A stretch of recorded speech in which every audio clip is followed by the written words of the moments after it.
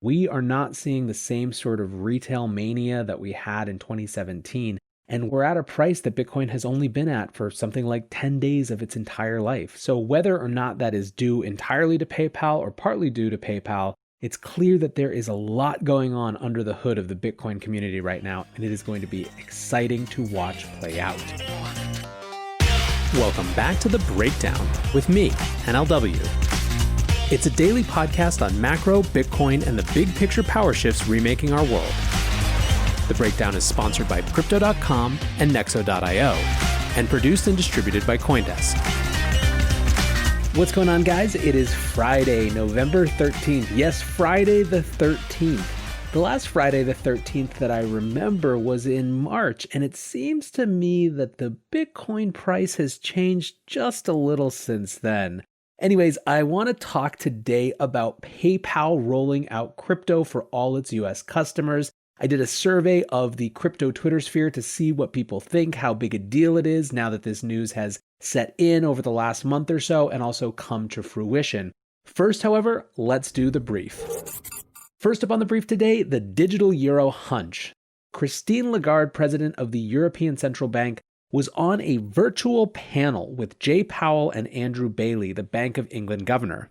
Asked, as she always is, about a digital euro, she said, "We might well go in that direction. My hunch is that it will come." She also reinforced that this would be a complement to cash rather than a replacement, but said that if it's going to facilitate cross-border payments, they should be exploring it. Now, it seems that the digital euro is basically an inevitability at this point, despite the hedging, just in terms of how much they're talking about it. The Bank of Finland Governor Olli Rehn last week told Reuters that he believed a digital euro is very likely in the next decade. Jay Powell gave the same answer he always does when asked about this, saying that the US is considering but hasn't made a decision yet on a potential digital dollar. Andrew Bailey, the Bank of England governor, focused on a critique of privately issued stablecoins and said that central bank digital currencies may address some of those concerns. So this matters just as yet another indicator of how mainstream this conversation is. It really isn't a crypto conversation anymore. And what's more, it's not even really an economic conversation in some ways. It's a power conversation when people are talking about what the role of central banks will be in the future, what a central bank digital currency might do to the existing relationships between citizens and private banks. It's a power conversation. Next up on the brief today, Deutsche Bank also wrote about CBDCs this week, suggesting that they will replace cash.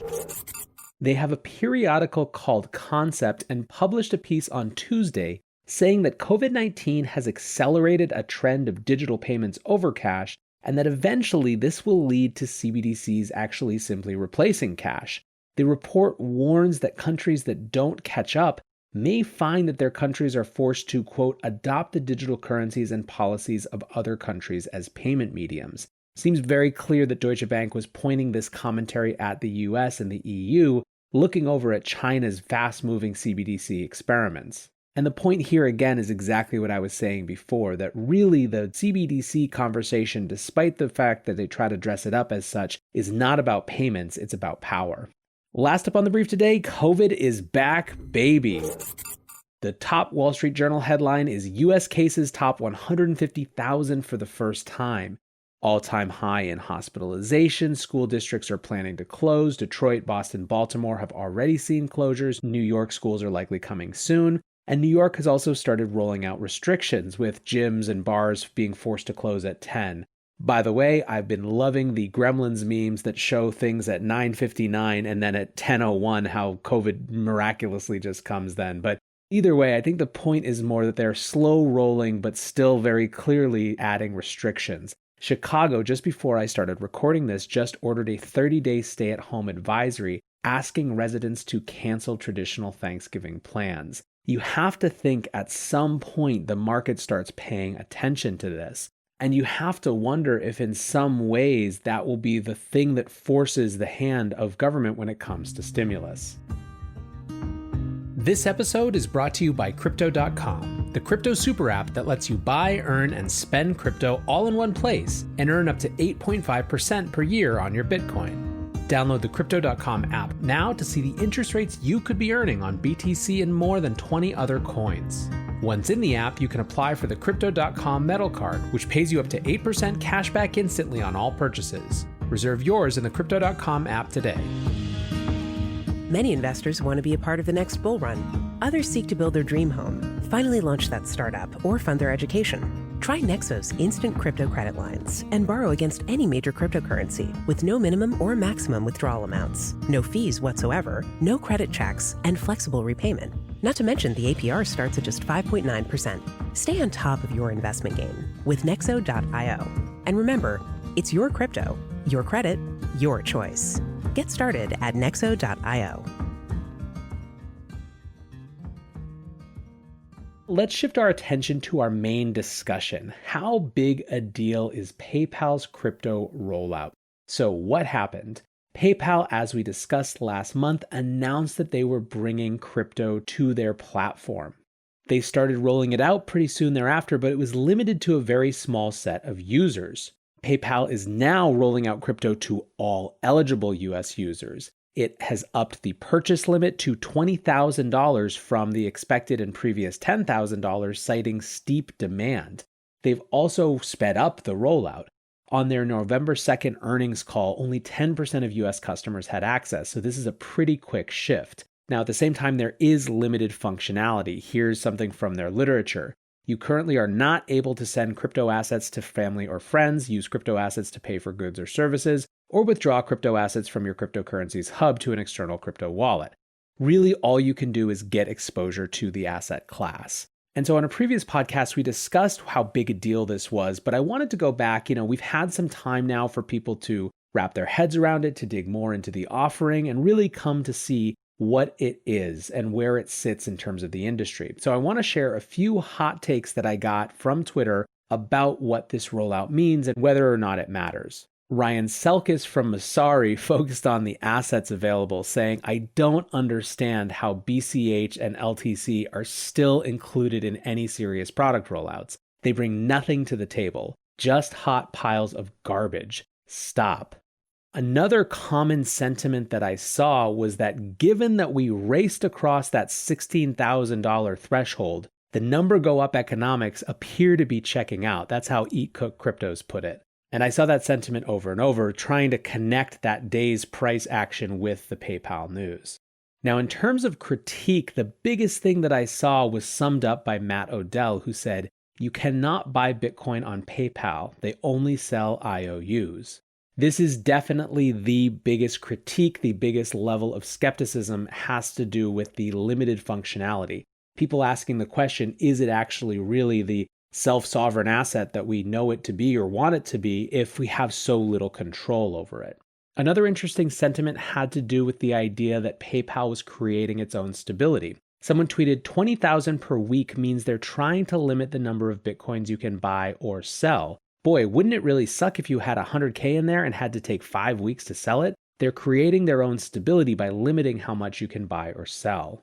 Another really interesting take was that there may be wider implications for PayPal's strategy, with someone responding to my message saying, it's just a first step. Their next step is to use some stablecoin for settlements, cutting out the traditional centralized finance partners. Still, there is no doubt that the widest sentiment is that even with the IOU issues that we discussed before, this is a huge, huge deal. I'm going to read through a few of the comments that expressed this. It's an easy button. How many buyers get frustrated trying to sign up at Coinbase, trying to figure out a wallet? They already have an account, push a button, and now they're in. Is it how we all would buy it? No, but that's not PayPal's target market. It's big for newbies who have been wondering but haven't put in the energy to learn how to properly buy Bitcoin. It'll give them exposure, and if numbers go up, they'd be more than happy to increase their holdings. A number of people also explicitly saw it as a stepping stone. On the steps to self-sovereignty, this is step 1. Yes, they're selling Bitcoin IOUs, but everyone has to start somewhere, and this will get Bitcoin onto people's radar. I'm a strong believer in giving people space to discover Bitcoin in their own time. Very few go zero to node. Whatever we Bitcoin purists think about the PayPal model, there's no denying the positive impacts on narrative, adoption, and demand pressure, absolutely critical to growth. Once PayPal newbies dip a toe into the Bitcoin ocean, they'll soon be swept up by the HODL tsunami. There's also, of course, the social safety argument, with someone saying, I think it'll hugely increase societal acceptance. At the moment, there is still a huge amount of fear and misunderstanding regarding it as illegal or to fund criminal activity. Once your old Auntie Gladys can buy it, it'll never be the same again. And finally, there's some interesting knock-on effects. OKCoin responded in saying it is certainly changing the dynamic for us in the industry. Now, there's just one more point that I thought was really interesting that I wanted to highlight. Jameson Lopp tweeted, "If I understand this correctly, PayPal is legally required by its BitLicense to hold real Bitcoin one-to-one for every Bitcoin a user buys on its platform. Where are my crypto lawyers at?" One of those crypto lawyers, Bully Esquire, had actually responded to my prompt with something very similar, saying, "My hot take is that PayPal's New York license requires Paxos, its custodial agent, to hold one-for-one all Bitcoin that its users buy. PayPal currently has 286 million active users. That could really send Bitcoin into a sell-side liquidity crisis if it picks up." Now, of course, that's 286 million global users, and this is only for US residents. But still, I think the point that there could create this intense buying pressure is really interesting. It'll be interesting to watch play out.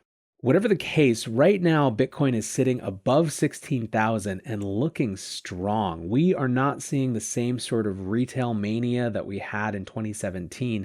And we're at a price that Bitcoin has only been at for something like 10 days of its entire life. So whether or not that is due entirely to PayPal or partly due to PayPal, it's clear that there is a lot going on under the hood of the Bitcoin community right now, and it is going to be exciting to watch play out. For now, however, I hope you are heading towards a great weekend. I appreciate you listening, and until tomorrow, be safe and take care of each other. Peace.